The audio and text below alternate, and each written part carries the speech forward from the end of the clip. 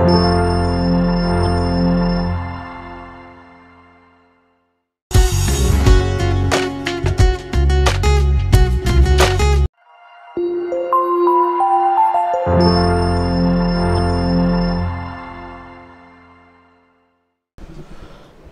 TV కళామ తల్లి ముద్దు బిడ్డల కార్యక్రమంలో భాగంగా ఈరోజు మనతో ఉన్నారు ఓరుగల్లు కళామ తల్లి ముద్దు బిడ్డ అని మనం గర్వంగా చెప్పుకునేటువంటి మహోన్నత వ్యక్తి, రిటైర్డ్ ప్రొఫెసర్ డాక్టర్ వెనుకపల్లి తిరుపతయ్య గారు మనతో ఉన్నారు. వారు కర్ణాటక సంగీతం సంబంధించిన ప్రముఖ విద్వాంసులు. ఓరుగల్లు కీర్తి పతాకాన్ని దశ దిశల దేశం మొత్తం కూడా చాటి చెప్పినటువంటి గొప్ప వ్యక్తి. సో వారితో మనం ఉన్నాము. ఒకసారి వారి అనుభవాలు, తర్వాత వారి జీవన ప్రయాణం ఎలా సాగింది, అసలు ఈ కళల వైపు ఎలా ఆకర్షితులయ్యారు, వారికి ప్రేరణ ఎవరు అనేది ఒకసారి అడిగి తెలుసుకుందాం. సార్ నమస్కారం. సార్ చెప్పండి సార్, తిరుపతయ్య గారి గురించి మీరు ఏం చెప్తారు? నేను 1943 సంవత్సరంలో హన్మకొండలోనే జన్మించాను. ఇక్కడే నా విద్యాభ్యాసం కూడా జరిగింది. Markazi high school, multipurpose high school, arts కాలేజీలో ప్రీ యూనివర్సిటీ అనేవాళ్ళు అప్పుడు ఇంటర్మీడియట్ని. తర్వాత under graduation degree Osman university science కాలేజీలో బీఎస్సీ, తర్వాత అక్కడే ఎంఎస్సి చదివి ఎంఎస్సి పూర్తయిన తర్వాత కామారెడ్డిలో లెక్చరర్గా జాయిన్ అయ్యాను 1967లో. అంతవరకు నాకు సంగీతం పట్ల కొంత ఆసక్తి, కానీ కేవలం సినీ సంగీతం, పద్యాలు, నాటకాలు, ఇవన్నీ పౌరాణిక నాటకాలు ఇలాంటి వాటిల్లో అభిరుచి ఇట్లా ఇంత మాత్రం ఉండేది. నాటకాలు వేశాను కాలేజీలో. సినిమా యాక్టర్ త్యాగరాజు గారితో నాకు మా బ్యాచ్మేట్ కలిసి నాటకాలు వేశాము. 1967లో నేను జాబ్లో చేరడం జరిగింది. అంతవరకు నాకు సంగీతం పట్ల ఏదో కొంత ఆసక్తి తప్ప కేవలం సినిమా పాటలు, పౌరాణిక నాటకాలు, పద్యాలు, నటన వీటి మీదనే ఆసక్తి ఉండేది. తర్వాత సంగీతం నేర్చుకోవాలని కోరిక పుట్టింది. ఆ రకంగా నేను ఒక 2 ఏళ్ళు కామారెడ్డిలో లెక్చరర్గా చేసిన తర్వాత మద్రాసుకు యూనివర్సిటీకి అప్లై చేశాను పిహెచ్డి కొరకు. వెంటనే అప్పుడు ఢిల్లీలో కూడా సీట్ దొరికింది. అప్పుడు ఇంత కాంపిటీషన్ లేదు. అప్లై చేయగానే నాకు అప్పుడు సీటు దొరకడం వల్ల, స్కాలర్షిప్ కూడా రావటం వల్ల నేను నా భార్య, నా మొదటి కూతురుని కూడా ఇక్కడే వదిలిపెట్టి నేను పై చదువులకు పిహెచ్డికి మద్రాసు వెళ్ళాను. అదే సాధారణ అవకాశంగా నేను సంగీతం నేర్చుకున్నాను, కర్ణాటక సంగీతం. అక్కడ హెడ్ ఆఫ్ ది డిపార్ట్మెంట్ దగ్గర అప్పుడు ఒక మలయాళీ లేడీ లైట్ ఐసక్ అనే మలయాళీ లేడీ దగ్గర నేర్చుకున్నాను. అప్పుడు సాంబమూర్తి గారని ఫేమస్, ఆయనే నాకు ఎగ్జామినర్గా వచ్చారు. అప్పుడు నేను అక్కడ lower and higher exams first Telangana నుండి లోయర్ అండ్ హయ్యర్ ఎగ్జామినేషన్స్ మ్యూజిక్లో పాస్ అయింది బహుశా నేను ఒక్కడినే. బహుశా ఇంతవరకు కూడా ఎక్కువ మంది పాస్ అయి ఉండరు ఆ ఎగ్జామ్స్ అక్కడ. తర్వాత ఫస్ట్ మన తెలంగాణ నుండి మద్రాసు యూనివర్సిటీలో పిహెచ్డి చేసింది కూడా నేనే, ప్రప్రథమంగా నేనే ఫస్ట్ పిహెచ్డి అని చెప్పుకుంటాను. ఈ విధంగా సంగీతంలో ప్రవేశం, తర్వాత దానిలో కొంత అభినివేశం, ప్రాక్టీస్ బాగా చేసి తర్వాత ఇక్కడ పురాణ పురుషోత్తం శాస్త్రి గారి దగ్గర, చెవిటి భాస్కర్ గారి దగ్గర హైదరాబాద్లో 2 ఏళ్ళు ఉన్నాము. నేను, నా భార్య, అప్పుడు మా పాపలు చిన్నవాళ్ళు, వాళ్ళతో కలిసి చికట్పల్లిలో ఉండేవాళ్ళం. అక్కడే రమణ గారి దగ్గర మృదంగం కూడా కొంతకాలం నేర్చుకున్నాను, ఎస్వి రమణ గారి దగ్గర. తర్వాత పురాణ పురుషోత్తం శాస్త్రి గారి దగ్గర వోకల్ కంటిన్యూ చేశాను. ఈ విధంగా సంగీతం మీద బాగా శ్రమ చేశాను. ఇటు ఒక వైపు ఉద్యోగరీత్యాగా అక్కడ హైదరాబాద్లో న్యూసెన్స్ కాలేజీలో 4 ఏళ్ళు చేశాను. తర్వాత ఇక్కడ కాకతీయ యూనివర్సిటీలో నాకు లెక్చరర్గా జాబ్ రావడం వల్ల 1974లో ఇక్కడికి వచ్చి జాయిన్ అయ్యాను. అక్కడ నుండి అటు పాఠాలు బోధించడమే కాకుండా సంగీత పాఠాలు కూడా నాకు వచ్చిన విద్యను నలుగురికి పంచేవాడిని. కొంతకాలం ఒక 10 ఏళ్ళు నేను ఏ ఫీజు తీసుకోకుండా చెప్పాను. తర్వాత 30 రూపీస్, అంటే ఆ రోజుల్లో 30 అంటే పెద్దదే కావచ్చు, ఆ ఫీజు తీసుకొని కొంతమందికి చెప్పాను. అలాగే నేర్చుకున్న వాళ్ళు ఇప్పుడు మంచి వాళ్ళు కూడా సంగీత ఉపాధ్యాయులు అయినారు, కొంతమంది ఉపాధ్యాయులు అయినారు. ఈ విధంగా నా సంగీత ప్రయాణం జరిగింది. నేను నా 76వ ఏట తెలుగు యూనివర్సిటీలో జాయిన్ అయ్యి ఎంఏ మ్యూజిక్ చేశాను, ఎంఏ సంగీతం, కర్ణాటక సంగీతం. అంత వయోవృద్ధులైనటువంటి వాళ్ళు ఎవరు లేరు. ఇది తెలుగు యూనివర్సిటీలో ఎంఏ పిహెచ్డి, ఎంఏ సంగీతం కోర్స్ చేసిన వాళ్ళు అంత వయస్సులో ఉన్నవాళ్ళు లేరు. నేను 78లో కంప్లీట్ చేశాను.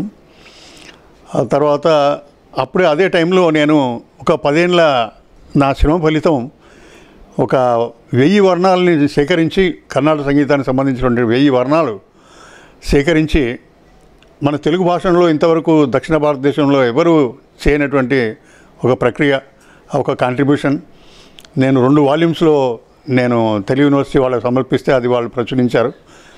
బాగా శ్లాఘించారు. చాలా గొప్ప కాంట్రిబ్యూషన్ అని వారు నాకు తెలుగు యూనివర్సిటీ వాళ్ళు ఒక కీర్తి పురస్కారం కూడా ఇచ్చారు 2022లో. ఈ విధంగా నేను వాళ్ళకి పరిచయం అయ్యి వాళ్ళు నన్ను చాలా వాళ్ళ విద్యార్థులలో నన్ను మొదటి శ్రేణిలో ఇప్పటికీ నాకు చాలా గౌరవం ఇచ్చి, వాళ్ళకు నేనెంత గౌరవిస్తానో అక్కడ ఉన్నటువంటి తెలుగు యూనివర్సిటీ ప్రొఫెసర్స్ నాకు వాళ్ళంతే చనువుగా వాళ్ళు నన్ను అంత ఆదరించుతారు వాళ్ళు ఇప్పటికి కూడా. ఈ విధంగా నా సంగీత ప్రయాణం సాగింది. ఎన్నో కార్యక్రమాలు ఇక్కడ దుంపేటి అనిత గారు నా ఎదుట ఉన్నారు, వారికి తెలుసు ఎన్ని కార్యక్రమాలు ఇక్కడ కృష్ణాష్టమి, త్యాగరాజ ఆరాధన, రామదాసు జయంతి ఇలాంటి ఎన్నో కార్యక్రమాలు నేను నిర్వహించాను. ఇక్కడ వరంగల్లో, హన్మకొండలో త్యాగరాజ ఆరాధన చేసినప్పుడు ఉంచవృత్తి కూడా, అంటే త్యాగరాజ వేషం వేసుకొని నేను అక్కడ లష్కర్ బజార్లో వీధులకు తిరుక్కుంటూ ఒక భక్తి మూమెంట్ను అక్కడ ప్రవేశపెట్టాను. అప్పుడు చిన్న చిన్న పిల్లలు నా దగ్గర నేర్చుకునేవాళ్ళు. తర్వాత కొంచెం ఎగ్జామ్స్ అంటే సర్టిఫికేట్, డిప్లొమా ఇచ్చే పిల్లలు కూడా, కొంచెం పెద్దవాళ్ళు కూడా నేర్చుకొని సంగీత ఎగ్జామ్స్ కూడా పాస్ అయినారు. ఈ విధంగా నా సంగీత యాత్ర సాగింది. ఇంతవరకు కూడా నాకు 83 ఏళ్ళు ఇప్పుడు. ఆయన భగవంతుని దయ, మీ అందరూ నా తోటి మా స్నేహితులు, మన వరంగల్ వాళ్ళంతా వారి యొక్క దీవెనల వల్ల నేను ఆరోగ్యంగానే ఉండి నేను ఇది చేయగలిగినంత కళామతానికి ముఖ్యంగా సంగీత శాస్త్రీయ సంగీతంలో నేను చేయగలిగినంత సేవ చేస్తున్నాను. బాగుంది సార్. మీ జీవన ప్రయాణంలో సంగీతం సంబంధించి తర్వాత అధ్యాపకునిగా అధ్యాపక వృత్తి కొనసాగిస్తూనే ఇష్టమైనటువంటి సంగీతంలో కూడా ఇలా వందలాది మంది ఉపాధ్యాయులను తయారు చేసినటువంటి మీరు నిజంగా కూడా ఓరుగల్లు అంటేనే కళాకారులకు పుట్టినిల్లు. అలాంటి కళాకారులకు కళలకు పుట్టినటువంటి ఓరుగల్లు మాతకు అంటే కళామ తల్లికి ముద్దు బిడ్డగా ఇవాళ ఎవరు చెప్పినా కూడా అంటే కర్ణాటక సంగీతంలో ప్రప్రథమైన పేరు తిరుపతయ్య గారు. సో అలాంటి తిరుపతయ్య గారు నిజంగా కూడా ఓరుగల్లు వాసేవడం చాలా అందరి అదృష్టం. కళాకారులకు ఇటు ఒక శాస్త్రీయ సంగీతమే కాదు, మీరు ఇందాక చెప్పిళ్ళు ప్రతి కార్యక్రమాన్ని కూడా అది మీరు అనుభవించి అంటే స్వయంగా ప్రతి దాన్ని కూడా ముందు తీసుకుపోయేటువంటి మహోన్నత వ్యక్తిగా బయట ఉన్నటువంటి ప్రముఖమైనటువంటి పేరు. సో ఇక చెప్పండి సార్, మీ కుటుంబం గురించి చెప్పండి. అంటే అసలు మీ కుటుంబ నేపథ్యం ఏంటిది, తర్వాత మీరు ప్రస్తుతం ఎలా ఉన్నారు? పూర్వం మా తాతమ్మ గారు ఏదో ఆమెకు సంగీత జ్ఞానం ఉంది అని తెలిసింది, కానీ ఆవిడ వృద్ధాప్యంలో ఆమెను చూసినప్పుడు మాత్రం ఏదో కృష్ణలీల తనగిన పుస్తకం నాకు ఇచ్చింది. అంత తప్ప ఆవిడ ద్వారా నాకు సంక్రమించింది ఏం లేదు. కాకపోతే మరి ఎట్లా వచ్చిందో సంగీతం పట్ల నాకు ఆసక్తి వచ్చింది. నేను ఆవిడ తర్వాత మా ఫ్యామిలీలో నేను ఒక్కడనే సంగీతంలో కొంచెం ముందుకెళ్ళింది. మా అమ్మకు కొంచెం పాటలు పాడేటువంటి జ్ఞానం ఉండేది. మా మేనమామ బాగా పాటలు పాడేవాడు, సినిమా పాటలు పాడేవాళ్ళు. మా ఇంట్లో ఒక గ్రామ్ఫోన్ తెచ్చారు అప్పట్లో. ఆ గ్రామ్ఫోన్ పాటలు వినేది. నేను పెద్ద గాయకుడిని కాదు అప్పటి వరకు. స్కూల్లో కూడా మా సీనియర్స్ రుక్కయ్య గారు అని ఉండే వాళ్ళు, విజయ్ కుమార్ అని ఖమ్మం అతను ఒక అతను ఉండేది. ఇట్లా వాళ్ళు స్టేజ్ మీద పాడుతుంటే నేను వినడమే తప్ప స్టేజ్ మీద పాడింది లేదు. కాకపోతే ఆర్ట్స్ కాలేజీకి వెళ్ళిన తర్వాత సినిమా పాటలు స్టేజ్ మీద పాడితే అప్పుడు నాకు చాలా ప్రశంసలు వచ్చినాయి. అప్పుడు ఉత్తమ గాయకుని నేనే. అక్కడ ఉత్తమ నాటకం స్త్రీ పాత్రధారిని కూడా నాకే ఫస్ట్ ప్రైజ్ వచ్చింది అక్కడ ఆర్ట్స్ కాలేజీలో. ఆ విధంగా బహుశా మా అమ్మగారి ద్వారా నాకు ఈ పాటలు వినడం, ఆవిడ పాడుతుంటే వినడం ద్వారా, మా మేనమ్మ గారు పాడుతుంటే వినడం ద్వారా నాకు పాటల మీద ఆసక్తి పెరిగింది. తర్వాత ఈ ఊళ్ళల్లో నేను స్టేషన్ కన్పూర్ మా అమ్మమ్మ గారు, అక్కడ చిన్నతనంలో నాటకాలు వేస్తుంటే అవి చూసి ఆకర్షితున్నయ్యేవాడిని బాగా. అక్కడ పద్యాల వల్ల ఇలా రాగాలు ఉంటాయని వినమే తప్ప పెద్దగా అప్పుడు జ్ఞానం లేదు అప్పటికి, కానీ బాగా ఆసక్తి ఉండేది. తర్వాత మా నాన్నగారు ఉపాధ్యాయుడు, primary school teacher, government primary school teacher, ప్రభుత్వం టీచర్. ఆయన ఎక్కడికి వెళితే అక్కడ మా అమ్మ నాన్న మేము ఆడ వెళ్ళేవాళ్ళం. అయితే అక్కడ అప్పుడు మంచి బ్యాండ్ మేళాలు ఉండేవి. ఇప్పుడు ఏమైనా డ్రమ్ములు తప్ప అసలు నాదస్వరం సరే ఇక్కడ వల్లభి అని ఖమ్మం దగ్గర అక్కడి నుంచి వస్తున్నారు ఇక్కడికి అని, ఇక్కడ ఉన్న కళాకారులంతా కనుమరుగైపోయారు. అప్పుడు మాత్రం గన్సెట్ అని ఉండేది, క్లారినెట్ ఉండేది, కొంతకాలం తర్వాత సాక్సోఫోన్ కూడా వచ్చింది. మంచి అసలు వాళ్ళు ఒక కూడల దగ్గర 4 బాటల దగ్గర ఆగి పెళ్లిళ్ళలో అవి వాయిస్తుంటే ఎంతో గొప్పగా ఉండేది. ఆ రోజులు పోయినాయి, ఆ కళాకారులు పోయినారు. అయితే వాళ్ళెంబడి నేను ఆ ఊరంతా తిరిగేవాడిని అనమాట. అంత ఆసక్తి నాకు ఆ విధంగా సంగీతం పట్ల. అది వింటుంటే వాళ్ళెంబడే వెళ్తూ అవన్నీ పాటలు నేర్చుకునేదన్నమాట. ఆ విధంగా చాలా మ్యూజిక్లో ఆసక్తి పెరిగింది. తర్వాత నేను సంగీతం నేర్పాను, శిష్యులే నా పిల్లలని చెప్పొచ్చు. మా భార్య సహకరించింది, ఓర్చుకున్నదని చెప్పొచ్చు. ఏమీ పెద్దగా నన్ను బాధ పెట్టలేదు, కాబట్టి నా సంగీతానికి అడ్డు రాలేదు. నేను నా సంపాదనలో చాలా భాగం ఈ ప్లాట్లు ఇండ్లు కొనే బదులు ఆ డబ్బులతో ఎక్కువ సంగీత పుస్తకాలే కొన్నాను. బహుశా నా దగ్గర ఉన్నటువంటి సంగీత కలెక్షన్ మన తెలంగాణ, ఆంధ్ర, ఉరి రాష్ట్రాల్లో ఎవరి దగ్గర ఉండదు. కర్ణాటక సంగీతంలో అంత గొప్ప కలెక్షన్ ఉంది. ఆ కలెక్షన్తో పాటే నేను ఈ వర్ణాలపైన 2 సంకలన గ్రంథాలు రచించాను.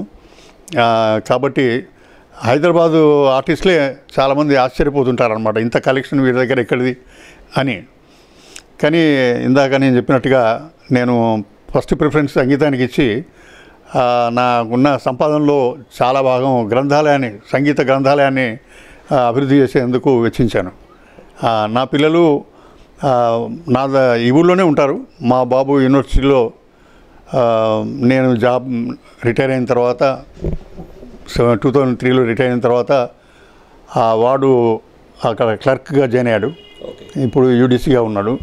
మా పెద్దమ్మాయి గవర్నమెంట్ హై స్కూల్లో టీచర్, హెడ్ మిస్ట్రెస్గా ఇన్ఛార్జ్ చేసింది. ఎర్రప్రసన్న గారు వారి ఆడపడుచు. ఎర్రప్రసన్న గారు మంచి కవయిత్రి, గాయని. ఎన్నో సందర్భాలలో బతుకమ్మ పాటలు, తర్వాత జానపద గేయాలు ఎన్నో పాడింది ఎర్రప్రసన్న గారు. వారెవరో కాదు, మా పెద్దమ్మాయి ఆడపడుచు అన్నమాట. ఈ విధంగా మా పెద్దమ్మాయి, రెండో అమ్మాయి హౌస్ వైఫ్. మా పెద్దల్లుడు ఏమో అంటే ఎర్రప్రసన్న గారి అన్నయ్య, ఆయన డిగ్రీ కాలేజ్ ప్రిన్సిపాల్గా రిటైర్ అయినాడు. తర్వాత మా చిన్నల్లుడు ఇంజనీరు. మా మన్మడు వాడు ఇంజనీరింగ్ కిడ్స్లో ప్రస్తుతం 3rd ఇయర్లో ఉన్నాడు. మా మన్మరాలు ఎంబీబీఎస్ 3rd ఇయర్లో ఉంది, కేఎంసీలోనే. ఇది మా కుటుంబ నేపథ్యం. మా భార్య గారు కూడా హౌస్ వైఫే. సో మొత్తానికి మీ జీవన ప్రయాణంలో అటు అధ్యాపకునిగా కొనసాగుతూ రిటైర్మెంట్ అయిన తర్వాత కూడా కళల పట్ల మక్కువతోటి అటు సంగీత విద్వాంసులుగా వందలాది మంది తయారు చేసిన మీరు ఇప్పుడు ఓరుగల్లు అంటే తెలంగాణ రాష్ట్రం ఏర్పడిన తర్వాత కళాకారులకు ఓరుగల్లు ప్రధానంగా పెట్టింది పేరు. సో మరి కళలకు సంబంధించినటువంటి దాంట్లో అన్ని రకాలైనటువంటి కళాకారులు మన ఓరుగల్లో ఉన్నారు కదా. సో కళాకారులకు మీరు ఏం చెప్తారు? మీరు ఇప్పుడు ఉన్నటువంటి యువ కళాకారులకు ఏం చెప్తారు మీరు? మనను కళలు, మన పూర్వీకుల కళలు మనం అర్థం చేసుకొని వాటి ప్రాశస్యాన్ని, వాటి గొప్పతనాన్ని ముందు అర్థం చేసుకోవాలి. మన కాకతీయ టైంలో మన రామప్ప దేవాలయంలో ఉన్నటువంటి శిల్పకళ చూస్తే వారికి అప్పుడు నృత్యరత్నావళి, గీతరత్నావళి, వాద్యరత్నావళిని రచించినటువంటి వాళ్ళ అంత గ్రంథాలు, గొప్ప సంగీత సమయసారం అని విద్యారణ్యుల వారు ఇక్కడ వారే. ఆ విద్యారణ్యుల పేరు మీదనే మనకు విద్యారణ్య మ్యూజిక్ కాలేజ్ వచ్చింది. విద్యారణ్యపురి అని మన కాకతీయ యూనివర్సిటీ ఉన్న ఏరియాకు పేరు పెట్టారు రామరాజు గారు. కాబట్టి మన పూర్వీకుల మన చరిత్ర మనం తెలుసుకోవాలి. అసలు మన వరంగల్ ఇంత గొప్పదా అనేటువంటి విషయము చాలామంది తెలియదు. ఇంతకీ త్యాగరాజు కూడా అసలు ఖమ్మం దగ్గర ఉన్నటువంటి గ్రామంలోనే జన్మించాడనేటువంటి ఒక వాదన ఉంది. దాన్ని మేము బలపరుస్తున్నాం. మన భద్రకాళి శేషు గారు వారి ప్రధాన అర్చకులు వారు కూడా దాన్ని బలపరుస్తున్నారు.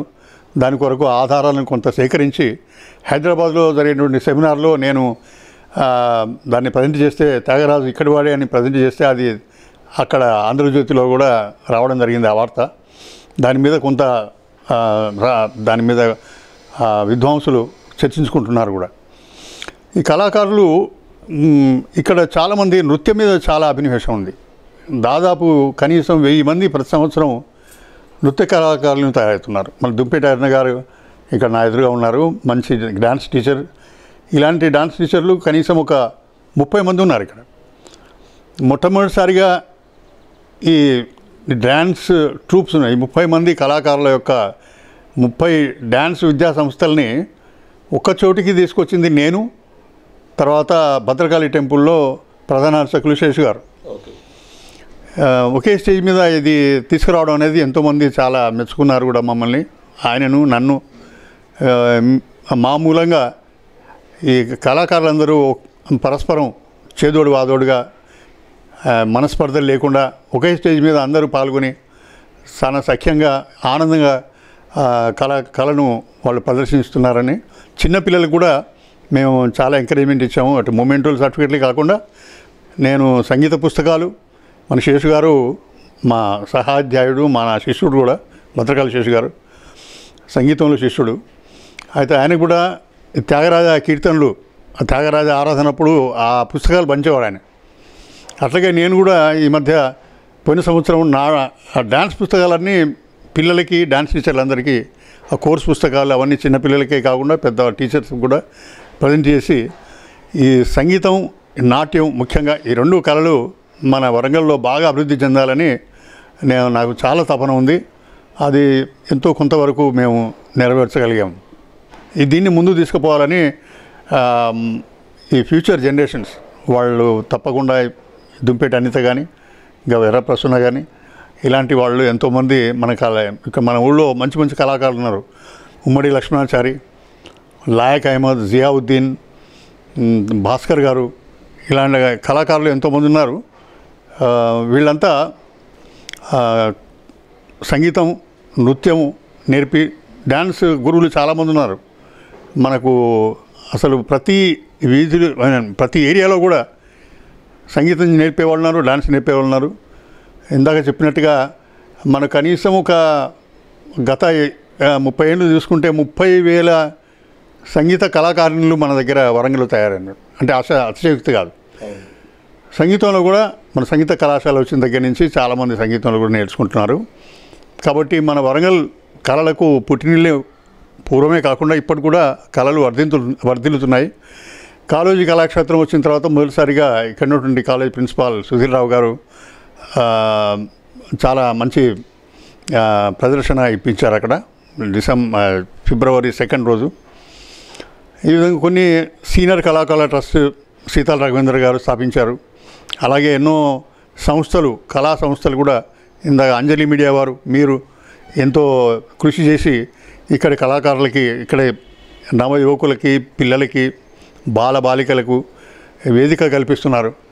ఈ విధంగా మీలాగా మిగతా వాళ్ళు కూడా ముందుకొచ్చి తమ వంతు సహకారాన్ని అందించి, తమ వంతు సేవలు అందించి ఈ కళల్ని నిలబెట్టి మన పూర్వ వైభవాన్ని, ముఖ్యంగా శాస్త్రీయం జానపదం అంటే మనకు పెట్టిన పేరు.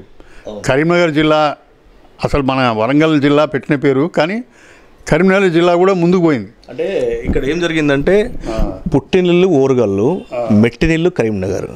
అయితే ఇక్కడ పూర్తి స్థాయిలో కూడా ఆ జానపదానికి కొంత ఆదరణ తగ్గింది, అక్కడ పెరిగింది.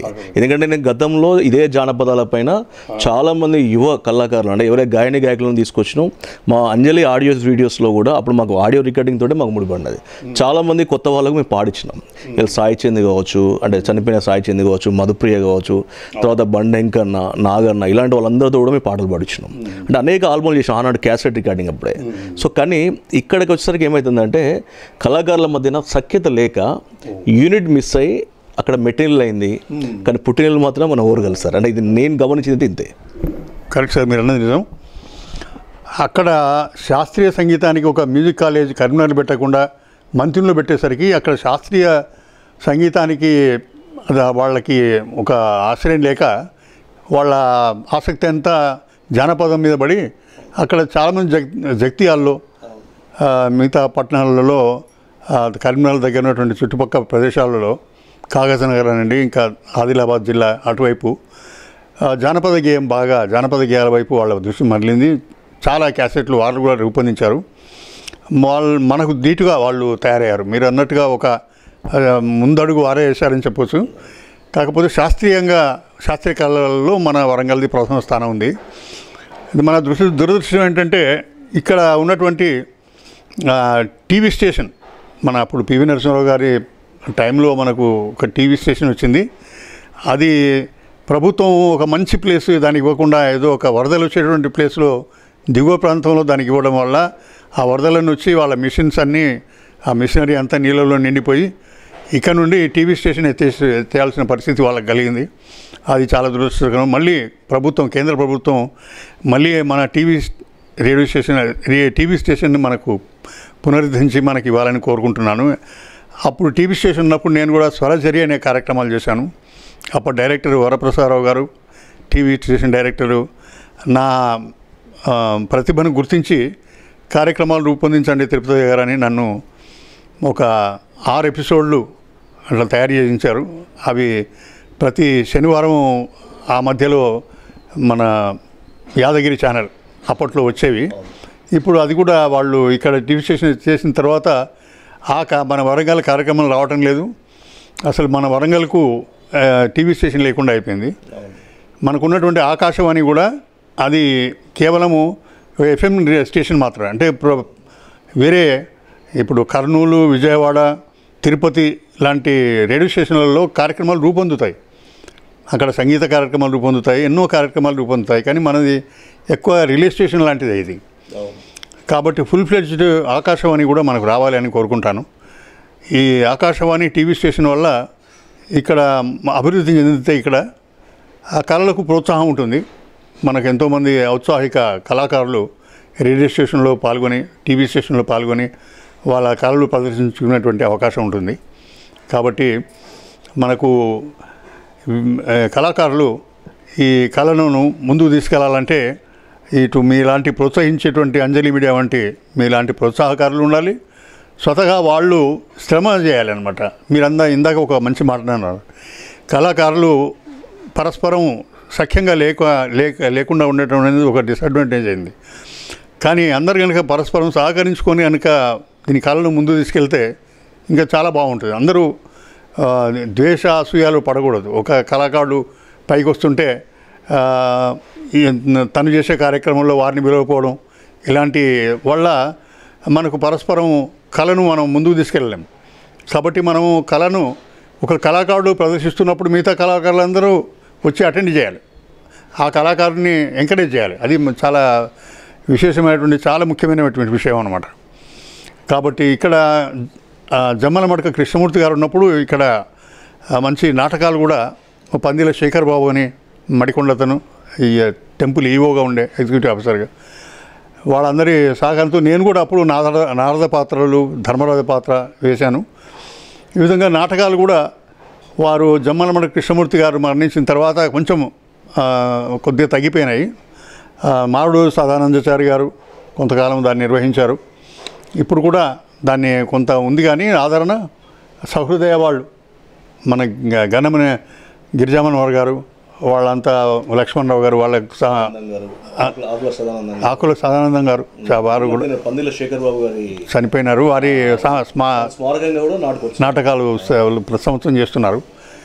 ఈ విధంగా మనకు మంచి అవకాశాలు ఉన్నాయి. కాబట్టి కళాకారులు వాళ్లకు ప్రతిభ ఉన్నటువంటి రంగంలో చాలా శ్రమ చేయాలి, కొంత టైం డివోట్ చేయాలి. మిగతా అవన్నీ చూసుకుంటూనే కళలకు ఇచ్చేటువంటి టైం కళలకు ఇస్తే అటు మనసు ప్రశాంతంగా ఉంటుంది, ఇటు కళలు అభివృద్ధి అవుతాయి, వాళ్ళకు కూడా ఎంతో సంతృప్తి ఉంటుంది అన్నమాట. ఇందాక మీరు సారంగపాణి పేరు చెప్తే, ఆ సారంగపాణి నాకు సంగీతం నా దగ్గర నేర్చుకున్నాడు. నేను చెప్పడానికి గర్విస్తున్నా. చక్రి సంగీత దర్శకుడు దివంగత చక్రి కూడా నా శిష్యుడే. వాళ్ళు కొంత నాకు అదొక గర్వకారణం. Thank you sir. ప్రక్కల నిలబడి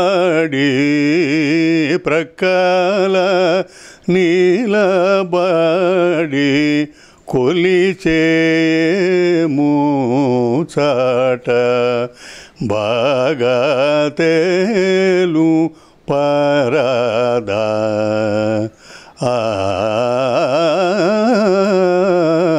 ప్రక్కల నిలబడి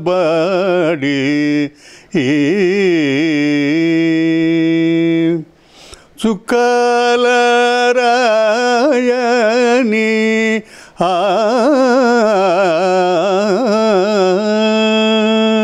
చుక్కల రాయని గేరుమోముగల సుదతి సీతమ్మ సౌమిత్రి రామునికిరు ప్రక్కల నిలబడి కొలిచేము చాట బాగా తెలుపరాదా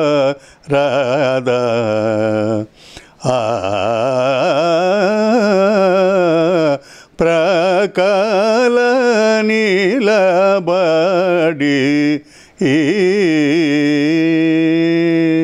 తనువుచే వందన మొనరించు చున్నార తనువుచే వందన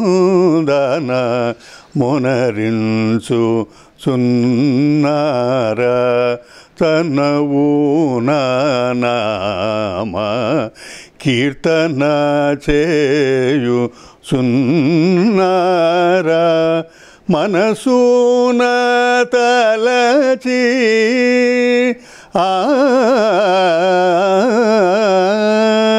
మనసున తలచి మై మరచియునార నెనరుల్చి త్యాగ రాజునికి హరిహరి మీకిరు ప్రక్కల నిలబడి కొలిచేము చాట బాగా తేలు బ్రాధా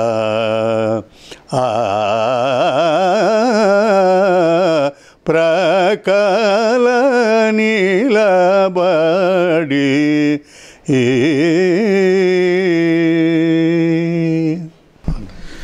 థ్యాంక్ యూ సార్, చాలా చక్కటి విషయాలు చెప్పారు. మొత్తానికి అంటే ఓరుగల్లు కళామ తల్లి ముద్దు బిడ్డల్లో దాదాపుగా కూడా కళలకు కళాకారులకు పుట్టినిల్లు. ఇందాక మనం మాట్లాడుకున్నట్టుగా కూడా ఇక్కడ దాదాపుగా జానపదం పుట్టింది ఓరుగల్లులో. ఎందుకంటే కీర్తిశేషులు సారంగపాణి గారు, తర్వాత శంకర్ గారు, వారి తర్వాత వారంత స్థాయిలో ఎవరు కూడా ఎదగలేకపోవడానికి కారణం ఏంటంటే కొంత జానపదం అనేది మనకు ఇక్కడ నుంచి తరలిపోయిందనేది కూడా చెప్పుకోవచ్చు. వినడానికి కొంత బాధ అనిపించినప్పుడు కూడా ఇది నిజమైతే ఒప్పుకోవాలి ఖచ్చితంగా కూడా. తర్వాత శాస్త్రీయ నృత్యం అనేది సార్ చెప్పినట్టుగా చాలా కూడా పెరిగిపోయింది. అన్ని కళాకారులకు సంబంధించినటువంటి కళలకు సంబంధించినటువంటి ప్రతి దాంట్లో అటు శాస్త్రీయ నృత్యం కావచ్చు, తర్వాత మిగతా కావచ్చు, అన్నీ కూడా కళాకారులందరూ ఏకతాటిపైకి వచ్చినప్పుడు మాత్రమే ఒక వేదికను మనం ఏర్పాటు చేసినామంటే 2 రోజుల 3 రోజుల కనీసం వారం రోజుల పండుగ నిర్వహించుకుంటే అందరూ కూడా ఒకే వేదికపైకి రావాలనేది సార్ కోరిక. ఖచ్చితంగా కూడా మీ ఆశీస్సులు ఉంటే సార్, మిగతా కళాకారులకు సంబంధించిన ఆశీస్సులు ఉంటే మాత్రం అంజలి మీడియా గ్రూప్ మరియు అందరి టీవీ ఖచ్చితంగా కూడా ఈ వారం రోజుల పండుగ ఖచ్చితంగా నిర్వహించడానికి ముందుకు పోవడానికి మాత్రం ఖచ్చితంగా ప్రయత్నం చేస్తామని తెలియజేస్తూ, సో మాకు ఈ అవకాశాన్ని ఇచ్చిన మీకు మరొక ధన్యవాదాలు.